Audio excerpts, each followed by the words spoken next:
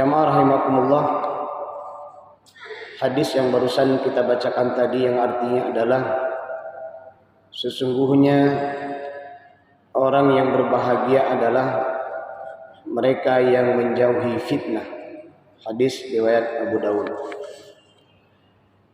Jamaah rahimakumullah, inilah kondisi perjalanan akhir zaman yang kita hadapi hari ini. Ada fitnah yang muncul dari kekuasaan. Lahirlah pemimpin-pemimpin yang zalim. Ada fitnah yang muncul dalam kehidupan masyarakat kita. Maraknya dan legalnya berbagai macam bentuk kemaksiatan. Ada fitnah yang muncul dalam bentuk pemikiran.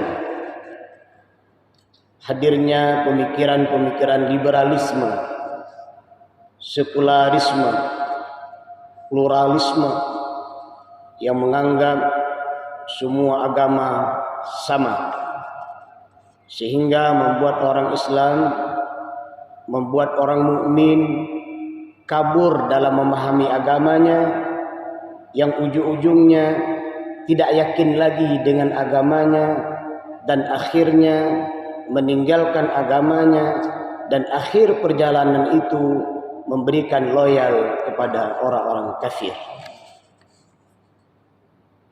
Dan berbagai macam fitnah itu hadir di akhir zaman dan kita tidak bisa membendungnya. Maka oleh karena itu, pada kesempatan singkat ini mari kita lihat paling kurang ada 4 hal yang bisa kita lakukan. Yang pertama, bertakwa kepada Allah Subhanahu wa taala. Dalam keadaan sendiri, dalam keadaan ramai, kapanpun dan dimanapun kita berada, tetap merawat, menjaga ketakwaan kita kepada Allah Subhanahu wa taala. Melakukan berbagai macam bentuk kebaikan, mulai dari yang paling kecil sampai yang paling besar, dan menjauhi berbagai macam bentuk kemaksiatan dari yang paling kecil sampai yang paling besar. Di zaman tabi'in, ada yang bertanya kepada Talib bin Ubaid, bagaimana kami bertakwa dengan fitnah di akhir zaman? Beliau menyebutkan bahwa senantiasa dalam keadaan beramal soleh, senantiasa berharap kebaikan kepada Allah Subhanahu wa taala, senantiasa meninggalkan berbagai macam bentuk kemaksiatan, dan senantiasa takut kepada azab Allah Subhanahu wa taala. Yang kedua, bagaimana sikap dan sifat kita menghadapi fitnah akhir zaman? Senantiasa tetap berpegang teguh kepada Al-Quran dan Sunnah Rasulullah Sallallahu Alaihi Wasallam. Alhamdulillah, sebuah nikmat yang luar biasa. Di setiap masjid, di setiap musalla, di lembaga-lembaga pendidikan, senantiasa diajarkan Al-Quran dan Sunnah Rasulullah Sallallahu Alaihi Wasallam. Para da'i senantiasa menyampaikan Al-Quran dan Sunnah Rasulullah Sallallahu Alaihi Wasallam.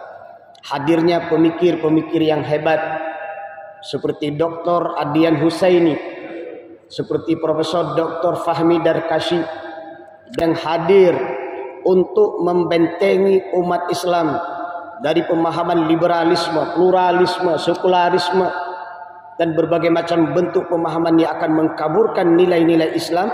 Maka solusinya kembali kepada Al-Quran dan hadis dengan mengkajinya secara baik dan benar. Dan perlu kita ingat bagaimana kita menghadirkan kader-kader terbaik, anak-anak didik kita, agar mereka bisa menghadapi fitnah di akhir zaman adalah akrabkan mereka dengan Al-Quran dan hadis Rasulullah Sallallahu Alaihi Wasallam.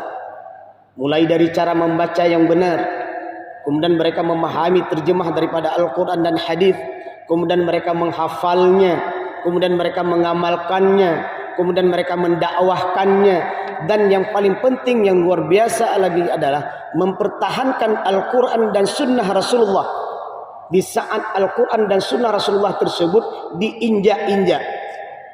Karena Rasulullah menyebutkan bahwa nanti di akhir zaman orang-orang yang berpegang pada Al-Quran dan Sunnah dianggap aneh. Dan Rasulullah menyebutkan beruntunglah orang-orang yang dianggap aneh tersebut karena mempertahankan Al-Quran dan Sunnah Rasulullah di saat orang-orang menginjaknya. Yang ketiga, bersikap lemah lembut, tenang dan tidak tergesa-gesa. Karena sesungguhnya lemah lembut dan ketenangan akan mendatangkan kebaikan. Sementara tergesa-gesa itu adalah dari syaitan. Maka kita perlu bersabar, perlu pertahapan untuk perubahan pada kehidupan yang lebih baik. Agar keluarga kita menjadi keluarga yang lebih baik, maka orang tua perlu sabar dan tenang dalam mendidik keluarganya. Agar masyarakat kita menjadi masyarakat yang baik, maka kita perlu sabar dalam membimbing masyarakat tersebut secara bertahap agar mereka menjadi baik. Dan bahkan sebuah bangsa dan negara sekalipun, untuk melahirkan bangsa-bangsa yang hebat, untuk melahirkan negara yang hebat, masyarakat yang hebat, kita perlu sabar dalam membimbing dan mendidiknya. InsyaAllah dengan izin Allah, mereka akan menjadi orang-orang yang hebat dan bangsa yang hebat dengan kesabaran dan ketenangan dalam membimbing dan mendidiknya. Dan yang terakhir adalah tetap bersama jamaah kaum muslimin. Sebagaimana dalam sebuah hadis Rasul bersabda, al-jama'atu rahmatun wal furqatu adzabun. Hadis riwayat Ahmad. Berjamaah adalah rahmat, akan penuh kasih sayang, akan penuh kebaikan di dalam jamaah tersebut. Sementara berpecah belah adalah adzabun. Maka hari ini jamaah rahimakumullah, mari wahai kaum muslimin muslimat, mukminin mukminat, hendaklah anda kalian semua bersatu dalam kebaikan. Hendaklah kalian penuh kasih sayang, saling membantu di antara kalian, dan jangan berpecah belah wahai kaum muslimin dan muslimat, mukminin dan mukminat, karena berpecah belah tersebut akan mendatangkan azab. Maka jamaah rahimakumullah, mudah-mudahan dengan semangat keimanan, keislaman, amal soleh yang kita lakukan, semoga Allah Subhanahu wa taala merahmati kita orang-orang mukmin, orang-orang muslim bersatu dalam kebenaran dan kebaikan, sehingga banyak nilai kebaikan yang bisa kita lakukan. Nasihat singkat ini semoga menjadi sugesti dan penyemangat bagi kita bagaimana menghadapi fitnah akhir zaman dengan tetap menjaga takwa kita kepada Allah, dengan tetap berpegang teguh pada Al-Quran dan Sunnah Rasulullah Sallallahu Alaihi Wasallam, dengan sifat dan sikap lemah lembut kita, bersabar dalam berdakwah, dan dengan tetap menjaga berdalam jamaah kaum muslimin dan muslimat untuk mendapatkan ridha Allah Subhanahu Wa Taala. Semoga bermanfaat. Alhamdulillahirabbil alamin. Subhanakallahumma wa bihamdik, asyhadu an la ilaha illa anta, astaghfiruka wa atubu ilaika. Assalamualaikum warahmatullahi wabarakatuh.